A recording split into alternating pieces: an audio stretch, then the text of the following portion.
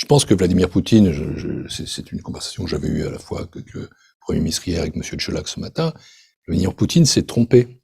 Il a peut-être été mal informé, ou il s'est surestimé, ou il a surestimé sa propre force.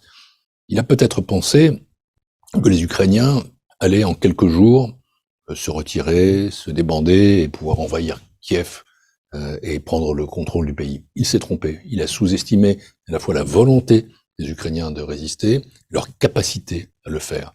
Et nous sommes maintenant engagés dans un conflit qui est un conflit de longue haleine, dont on voit qu'il est difficile pour la Russie. Et il a aussi, je crois, sous-estimé la volonté, la capacité de ce qu'on appelle l'Occident, de l'Ouest, je ne sais pas comment il faut appeler ça, disons la communauté internationale organisée, l'Ouest collectif, à réagir.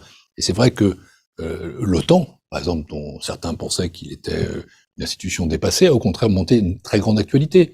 Et nous sommes côte à côte, ceux qui défendons les démocraties, pour être aux côtés de l'Ukraine. Et puis enfin, il a sous-estimé, je crois, l'Europe. Il a imaginé que les nations européennes allaient, par leur histoire, par leur lien avec la Russie. Il ne s'agit pas d'ailleurs d'être hostile à la Russie. Il s'agit de refuser une guerre qui a été voulue par Vladimir Poutine. Il a sans doute pensé que l'Europe allait se diviser et se défaire.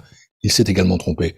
Et je crois que ces preuves, résistance ukrainienne, communauté internationale et OTAN et Europe unie, c'est ça qui garantit aujourd'hui notre force collective.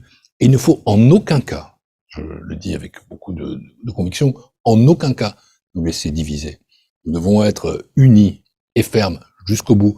C'est comme ça que, in fine, nous sortirons de ce conflit avec une paix, car la paix est souhaitable. Et qui dit paix dit forcément un moment de négociation, mais une négociation ne peut pas être un abandon.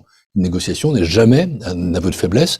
Une négociation repose toujours sur un rapport de force, et c'est à nous de créer ce rapport de force. Nous sommes en train de le faire.